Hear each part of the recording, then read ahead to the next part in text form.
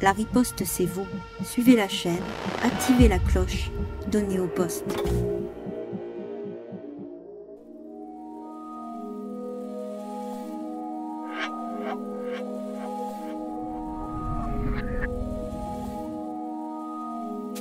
Soutenez-nous sur auposte.fr.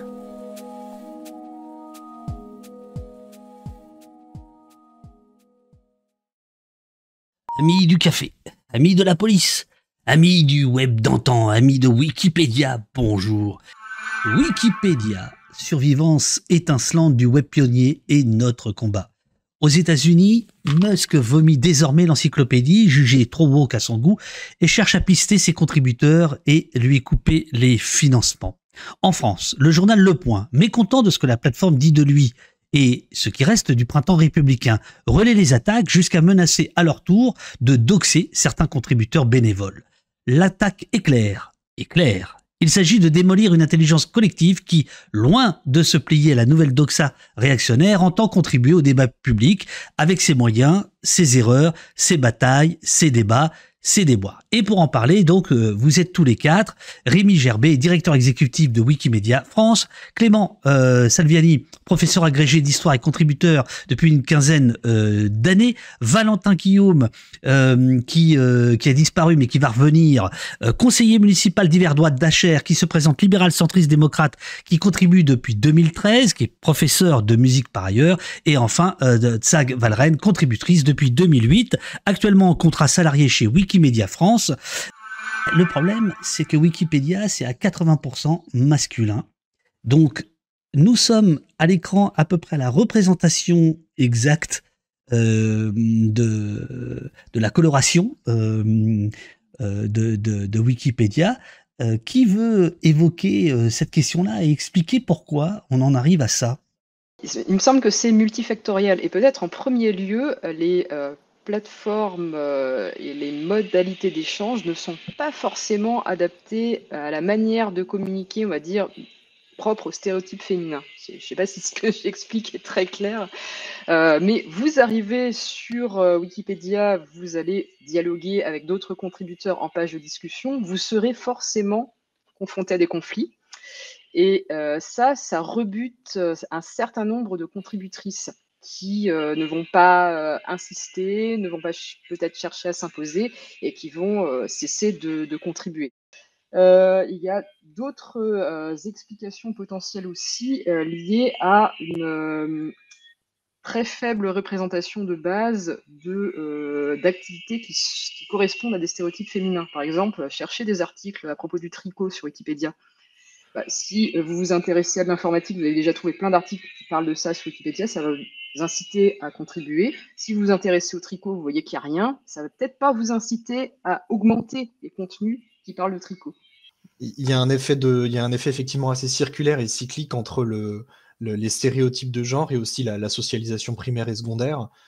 Finalement, la sociologie du contributeur Wikipédia ordinaire, c'est la sociologie du geek, c'est la sociologie du nerd, de celui qui passe du temps derrière son ordinateur longtemps, de celui qui va creuser une passion au point d'être obsessionnel. Et voilà, cette socialisation autour de l'investissement d'un temps considérable dans une passion, etc. C'est en France, en tout cas dans l'Occident, c'est quand même très différencié en termes de genre. Voilà, on se retrouve avec les mêmes proportions que ce qu'il y a finalement dans beaucoup de jeux vidéo ou dans les forums de jeux vidéo, d'informaticiens, du web 1.0. On retrouve cette proportion-là. Wikipédia est fondamentalement le reflet de la société dans laquelle on est. Tout à fait. Et certains contributeurs peuvent des fois vouloir faire avancer l'encyclopédie plus vite que le reste de la société. Je pense, par exemple, à certains éléments de vocabulaire. Le mot IL n'est pas rentré dans la société encore, en tout cas de manière massive, en dehors de certains emplois très spécifiques.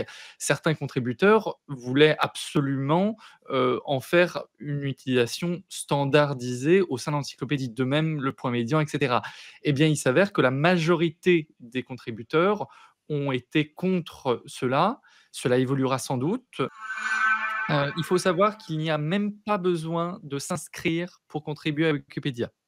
C'est-à-dire qu'à partir du moment où vous avez un accès, via un ordinateur ou une tablette ou un téléphone portable ou un autre, outil, voilà, vous pouvez contribuer.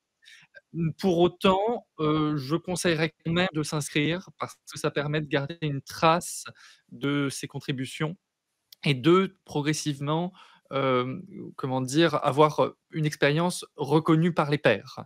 Néanmoins, je le redis, vous pouvez, modifier un article, voire même créer un article sans même vous inscrire. À titre tout à fait personnel, je vous avoue que j'aimerais supprimer les contributions sans inscription, mais c'est vraiment un point de vue personnel et pour l'instant, ça n'est pas dans les tuyaux. Et donc, qu'est-ce que vous pouvez faire? Eh bien, déjà, vous pouvez partir des très nombreux articles qui existent. Il y en a 2 600 000 et des poussières, j'ai plus le nombre précis. Je suis sûr que l'un des Wikipédiens dans le chat va rajouter le chiffre ultra précis du jour, 2 666 000, quelque chose comme ça. Et donc, eh bien, si vous constatez une petite erreur, une faute d'orthographe, un vandalisme, méchant qui aurait été ajouté. Alors on a maintenant des bots qui suppriment certains vandalismes, avec par exemple des gros mots, donc ce type de choses, a priori, vous ne tomberez plus dessus. Mais si vous voyez un truc qui ne va pas pour X raison, vous pouvez modifier. Après évidemment, créer un article, ça demande un peu plus, de connaissances. Déjà, il faut être sûr et ça c'est un point extrêmement important, de l'admissibilité de l'article. Trop souvent, on a des personnes qui se disent: «Ah, je connais ce sujet-là, je vais créer un truc dessus». Ben, dans plein de cas, ça n'est pas admissible, on a des règles. Donc tout ce que je vous dis, hein, c'est public. On a plein de pages d'aide sur Wikipédia. Donc faut lire. Ça peut être un peu, comment dire? Abrupt au départ, parce qu'il y a tellement de choses qui depuis 20 ans ont été établies, que quand on débarque entre guillemets de 0, forcément il y a des choses qui peuvent nous sembler, complexes à saisir au début, mais on s'y fait en lisant, en regardant ce qui se fait sur les autres articles et cetera. Il y a une confusion qui revient extrêmement souvent, qui revient également dans le chat. Le pseudonymat, ce n'est pas la même chose que l'anonymat. Et il me semble vraiment capital de le rappeler parce que les attaques du point se basent là-dessus, sur l'idée que le contributorat de Wikipédia serait anonyme. Or, spoiler, l'anonymat, ce n'est pas la règle de base. Sur Wikipédia, les outils qui permettent de se rendre anonyme sur le web sont par défaut interdits en écriture. Ce qui veut dire que si, pas de bol, on a quelqu'un qui écrit des propos terroristes sur Wikipédia, eh bien, on peut transmettre des informations aux autorités compétentes permettant d'identifier cette personne. Cette règle-là, elle existe pour respecter la loi. L'essentiel du travail, il est communautaire. C'est-à-dire qu'il y a pour élaborer le fonctionnement de cette encyclopédie des principes fondateurs, ils sont 5, et en interprétation, en exégèse, disons, juridictionnelle de ces principes fondateurs, l'encyclopédie a des règles et des recommandations. Ces règles visent à permettre la construction d'une encyclopédie. C'est-à-dire qu'il faut travailler ensemble, il faut viser au consensus quand on travaille sur un sujet, il faut que les informations soient vérifiables, c'est-à-dire que je ne peux pas, moi, par exemple, je viens de faire une fouille sur un site archéologique, je ne peux pas créer l'article Wikipédia sur ce site archéologique si je n'ai pas déjà des publications scientifiques accessibles à tous ou au grand nombre pour pouvoir faire cet article. Je ne peux pas écrire un travail inédit, une synthèse inédite d'un travail qui n'est pas vérifiable par ailleurs. Il faut que les articles par ailleurs, soit reflète une proportion de l'état de la science, un état de la science actuel. On ne peut pas écrire un article avec seulement des livres d'il y a 200 ans, parce que sinon on ne s'y retrouverait pas en termes d'actualisation de la connaissance. Et le but, c'est que la communauté fait nombre et que la communauté entre-vérifie par travail contributionnel, par travail d'investissement personnel, que les connaissances écrites dans l'encyclopédie correspondent à ce qu'il y a dans les livres et dans les sources. Et lorsqu'il y a ensuite un dissensus, eh bien, on fait appel à la communauté, on fait appel à d'autres pour pouvoir vérifier que ce qui est écrit est correct. Même si c'est grammaticalement, syntaxiquement correct, il faut aussi que l'architecture informationnelle de ce qui est écrit soit correcte. Et donc là, c'est l'effet de communauté. Jusqu'alors, on avait principalement des attaques qui se focalisaient sur des erreurs présentes dans des articles et sur le manque de fiabilité supposée du contenu de Wikipédia par rapport à des encyclopédies papier ou par rapport à des bastions du savoir bien établis. Ce qui est nouveau, c'est le fait de s'en prendre au contributorat. Et ça représente une dérive qui me semble extrêmement inquiétante. Parce que s'en prendre au contenu de l'encyclopédie, le contributorat peut toujours améliorer ce contenu. S'en prendre au contributorat, ça signifie qu'on va s'en prendre aux personnes qui créent ce contenu et on va les décourager de contribuer. Et c'est vraiment la ligne commune à toutes ces attaques qu'on a vues depuis à peu près 1 an, 2 ans, avec une gradation dans la nature de ces attaques. On est passé au doxing récemment dans des grands journaux. Jusqu'alors, il y avait eu aussi des tentatives de doxing, mais dans des petits blogs assez peu visibles. Là, on a un grand quotidien national qui fait pression, qui tente de faire pression sur le contributorat en menaçant de révéler son identité civile. Ce que Le Point conteste à Wikipédia, donc c'est le droit à établir une formation horizontale de la connaissance. Le Point, c'est un groupe de presse traditionnel avec un patron qui est par ailleurs un milliardaire, c'est François Pinault, il me semble. Le Point a donc un directeur de la rédaction, un directeur de la publication, un rédacteur en chef, donc toute une hiérarchie de gens qui s'engagent d'un point de vue judiciaire, d'un point de vue pénal, à publier un titre et à encaisser les responsabilités en cas de manquement à la déontologie de ces journalistes. Le Point défend une vision très verticale. C'est-à-dire que le journaliste fabrique de l'information en ayant ses sources qu'il peut révéler ou non, et Le Point aimerait, et en tout cas c'est ce qui se perçoit des 15 derniers jours, contrôler le récit sur lui-même. Le Point ne voudrait pas que ce qui se dit du Point, par ailleurs de l'opinion que Le Point a sur lui-même, c'est un peu compliqué, soit relaté dans Wikipédia dans des proportions qui soient défavorables à l'image de marque du produit. Le problème, c'est que la liberté d'expression, les libertés individuelles et collectives telles que elles sont celles qui sont au cœur de l'identité politique française depuis maintenant 230 ans, ne fonctionnent pas comme ça. Si quelqu'un dit que Le Point est un journal de droite, ce n'est pas une critique, c'est une analyse qui repose sur un ensemble de faisceaux d'indices de l'ordre de l'idéologie. Le Point, c'est un journal qui se définit comme un journal libéral, atlantiste, européiste, tocquevillien, aronien. Très bien, aucun problème avec ça. Mais quand on dit ça, en fait, on est un journal de droite. C'est pas très grave d'être un journal de droite, il y a des journaux de gauche aussi. Et Le Point se refuse à s'auto-qualifier de journal de droite. Étienne Gernel le refuse lui-même en interview, tout en disant par ailleurs que Le Point est un journal tocquevillien. Problème, ce journal d'identité libérale européenne, européiste et atlantiste, fondé il y a maintenant un demi-siècle, 53 ans il me semble, aujourd'hui, depuis une 10-15aine d'années, d'autres acteurs de la presse française disent que ce journal connaît une dérive droitière, un glissement idéologique, un glissement intellectuel vers des idées, des thématiques qui ne sont plus simplement de l'ordre du libéralisme classique, mais de l'ordre du conglomérat identitaire, voire pour certains acteurs de la presse française, disent que Le Point est d'extrême droite. Et le problème, c'est que Le Point conteste à Wikipédia, aux contributeurs Wikipédia, de faire figurer dans l'article du Point le fait que d'autres disent au sujet du Point que Le Point connaît une dérive. Ça, Le Point ne supporte pas, les journalistes du Point ne supportent pas que l'on relate dans l'article de Wikipédia portant sur Le Point des critiques qui sont adressées au Point. Et ça, c'est quelque chose qui est terrible. Le Point refuse que d'autres acteurs de la presse donnent son avis sur la ligne éditoriale du Point et que donc Wikipédia s'en fasse le relais. Et du coup, ils accusent Wikipédia d'avoir une opinion. Or, c'est pas le cas. C'est pas le cas, on y reviendra probablement, mais ce que Le Point utilise comme argument, utilise comme point d'entrée pour convaincre son lecteur, c'est de dire que Wikipédia affirme que. Wikipédia affirme pas grand-chose. En fait, Wikipédia relate des points de vue défendus par d'autres, étayés par d'autres, construits intellectuellement et journalistiquement par d'autres, et Wikipédia ne s'en fait que la chambre de synthèse, d'accord. S'il y a 15 personnes qui disent que Wikipédia est un journal d'extrême gauche, bon, on va pas le mettre parce que c'est pas suffisamment pertinent. En revanche, si des grands acteurs de la presse publique française comme Libération, comme Mediapart, disent sur dossier, sur pièce, que Le Point connaît une dérive droitière, bon, il faut considérer que c'est potentiellement un fait et que ce fait est potentiellement encyclopédisable du point de vue des règles de Wikipédia. Et ça, Le Point ne le supporte pas. On est en fait très peu à être satisfait de l'aspect à l'instant T de ces articles.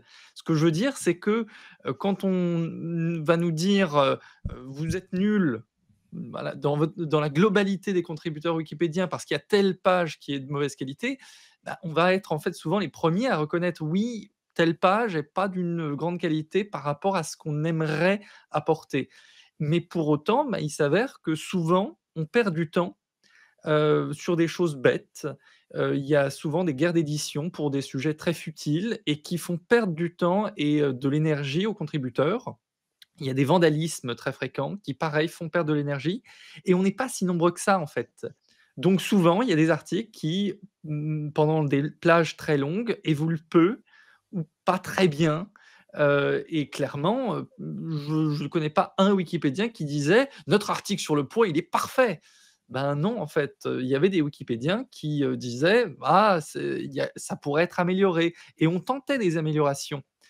Mais pas que sur cet article. Encore une fois, on a au global 2 600 000 articles à gérer. Le fait qu'il y ait des conflits par rapport à du contenu sur Wikipédia, ça c'est pas nouveau. Effectivement, depuis le début, il y a eu des conflits, il y a du contenu, etc. Ce qui est effectivement nouveau, c'est cette volonté affichée par certains groupes, que ce soit des médias ou autres, hein, d'ailleurs, depuis peut-être 2-3 ans, de cibler, comme ça te dit, précisément les contributeurs. Et en fait, au lieu d'essayer d'interagir de manière intelligente, respectueuse pour discuter sur le contenu, débattre du contenu, débattre de la façon dont il est présenté, des sources qui sont utilisées, etc., en fait, il y a de plus en plus de tentatives d'aller directement cibler les contributeurs, participant à la discussion, de leur faire peur, de les intimider, d'aller chercher les informations les concernant, de les menacer en disant, bah, en gros, si vous n'allez pas dans le sens que l'on veut, bah, en gros, on va tout révéler sur vous, ou on va mener l'enquête approfondie sur vous, etc. Et ça, c'est quelque chose qui, effectivement, est plus récent, beaucoup plus récent. Et effectivement, ces attaques-là, cette approche-là, elle est effectivement en provenance de groupes que l'on encarterait beaucoup plus effectivement à droite ou à l'extrême droite. Ça, c'est vraiment quelque chose qui, pour moi, est assez marquant depuis 2-3 ans, et que ce soit aux États-Unis ou ailleurs, etc. C'est pour ça que notamment que l'association et le mouvement Wikimedia, de manière plus globale, s'inquiètent beaucoup de ces dérives. Parce que sur Wikipédia, comme on le précise, hein, c'est un commun numérique. Donc ça signifie que si demain, il n'y a plus de contributeurs, qu'on n'a plus envie de contribuer, parce qu'on n'a pas envie de se prendre, alors qu'on le fait en toute bonne foi, des menaces, des procès, etc., et ben, le projet en lui-même risque de mourir. Et c'est vraiment ça, du coup, nous, l'inquiétude. Le Point accuse Wikipédia d'avoir laissé des militants, entre guillemets militants, écrire un article mal intentionné envers le journal. Selon Erward Seznek, auteur de l'article accusateur, qui cite Wikipédia, voilà ce qu'il dit. Le Point ne serait pas une source fiable, serait islamophobe, populiste, donnerait la parole à des voix de la droite dure et de la mouvance complotiste, serait une caisse de résonance du déni écologique. Moi, c'est ce que je comprends. La manœuvre consiste à faire jurisprudence, à faire un précédent visant à permettre à tous les autres collègues journalistes qui seraient pas contents de ce qui se dit sur eux ou de ce qui se dit de leur titre, pour qu'ils puissent à leur tour utiliser le même format de mise en demeure pour pouvoir ensuite contraindre Wikipédia. Ce serait un précédent grave qui voudrait dire que toute personne qui n'est pas contente de ce qui se dit sur Wikipédia sur lui, parce que c'est critique, et c'est comme ça quand on est public, on ne peut pas plaire à tout le monde, d'accord ? Et précisément, l'intervention de Philippe Val est à la fois, à mon avis, l'illustration de cette volonté de judiciariser les opinions, de judiciariser l'expression des critiques, et en même temps témoin formidable, à mon sens, à la fois de la dérive du Point et de la dérive de Philippe Val. Philippe Val, on le rappelle, hein, c'est quand même un acteur de presse qui a été à Charlie Hebdo, à Ciné, donc a priori un parangon de la liberté d'expression, et dans cette suite d'articles publiés par Le Point, un des pourfendeurs number one de Wikipédia, c'est Philippe Val qui dit « Il faudrait interdire à Wikipédia le droit, faudrait retirer à Wikipédia le droit de faire des articles sur des personnes vivantes sans que ces personnes vivantes n'aient donné l'autorisation de le faire. » En fait, ça, c'est la négation stricte d'un principe qui s'appelle la liberté d'expression, qui est pourtant là, présent dans le paysage français depuis un petit moment. Peut-être que le barycentre du contributorat actuel de Wikipédia est peut-être légèrement un peu plus à gauche et que donc oui, peut-être qu'on va un peu plus mettre en avant le Monde que Le Point. Mais en même temps, eux-mêmes se fragilisent en sortant ces débilités sur nous. Ce que je veux dire, c'est que des contributeurs qui pouvaient avoir encore un peu de respect pour Le Point, qui est quand même un titre de presse ancien et qui a eu de la valeur pendant longtemps, quand on voit ce type de choses, bah, on est en train de se poser des questions sur la valeur globale de ce magazine. Et donc, on est tenté de le mettre en source de moins en moins pertinente. Je ne dis pas que les attaques qu'on vient d'évoquer pendant presque 2 heures, un peu plus maintenant même, ne sont pas importantes et ne sont pas questionnantes et même choquantes, etc., etc. Mais à titre personnel, ce qui m'interroge encore plus dans l'évolution actuelle, c'est vraiment cette question de l'IA. Alors la communauté wikipédienne francophone se mobilise, se pose des questions. On va sans doute aboutir à des règles dans les prochaines semaines, les prochains mois. Mais ça, c'est vraiment quelque chose de Vous questionnant. Et m'entendez? à titre personnel, je pense qu'il faut absolument préserver Wikipédia de cette invasion généralisée de l'IA qu'on a sur nos autres réseaux sociaux. Et c'est OK, c'est comme ça.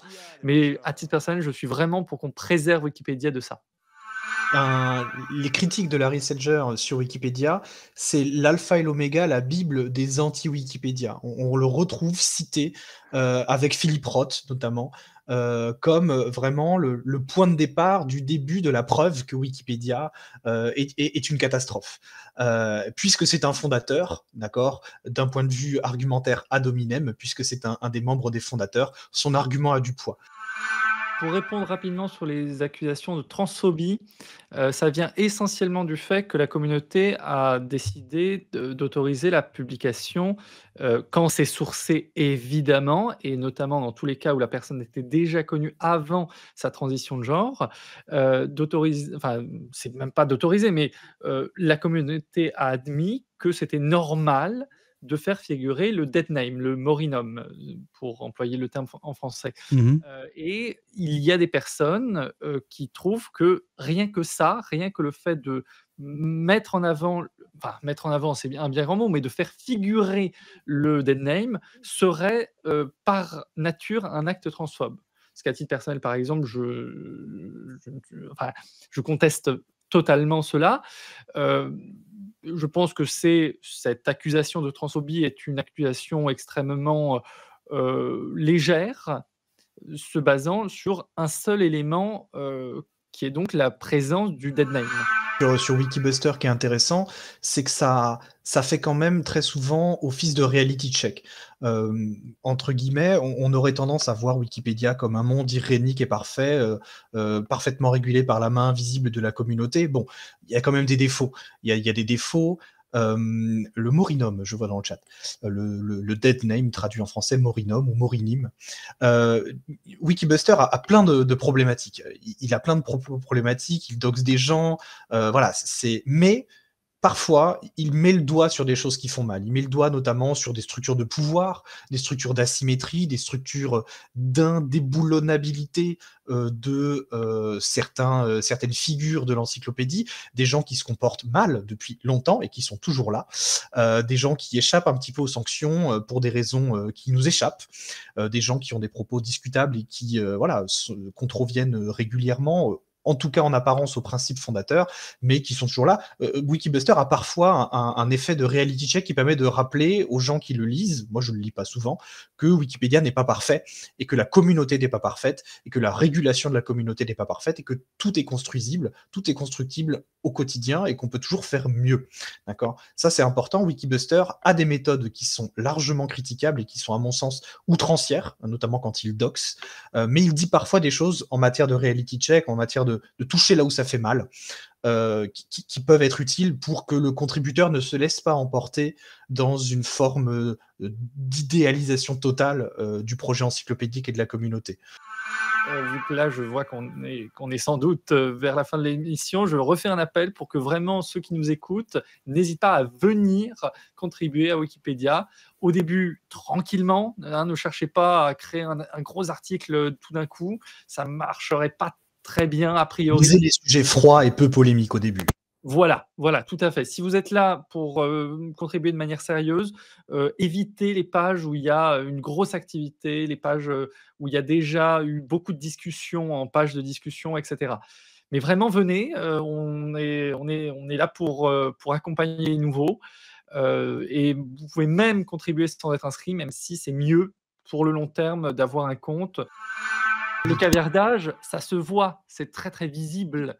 Quand certains politiques veulent faire du caviardage, on le voit. Alors, dans certains cas, soyons clairs, hein, tous les vandalismes, tous les caviardages ne sont pas forcément le fait de quelqu'un, enfin de la personne ou de quelqu'un de l'environnement de la personne ayant la page, hein. Des fois, pour les personnalités politiques, ce sont de simples militants, de simples sympathisants qui se disent non, ça c'est pas bien, il faut l'enlever. Mais là, on est vraiment dans ce qui était évoqué dans le cadre des contributions rémunérées, et la plupart du temps, ça passe pas en fait. Parce que quand quelque chose mérite réellement de figurer sur la page de telle ou telle personne, comme par exemple certaines condamnations pour diffamation ou pour tel truc ou pour tel autre, eh bien, on le voit et on annule le caviardage.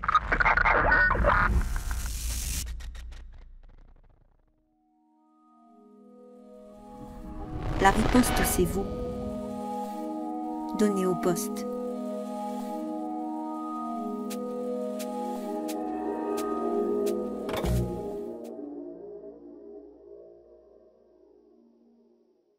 Soutenez-nous sur auposte.fr.